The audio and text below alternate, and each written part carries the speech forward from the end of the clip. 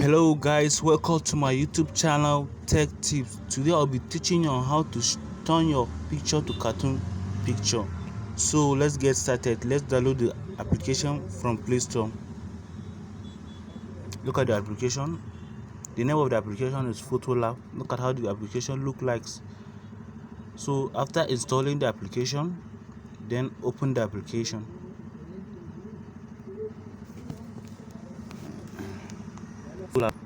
Then let's ship here. Let's go to trending. That's where you see different cartoon pictures. Look at it. Choose the type of category you want. Let me choose this one. It will automatically show your gallery here. Look at it. Choose the picture from your gallery. Let me choose this.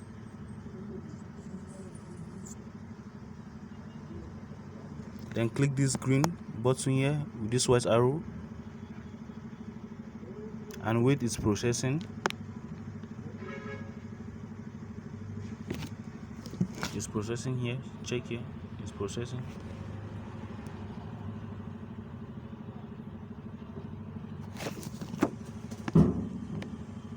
It's almost done.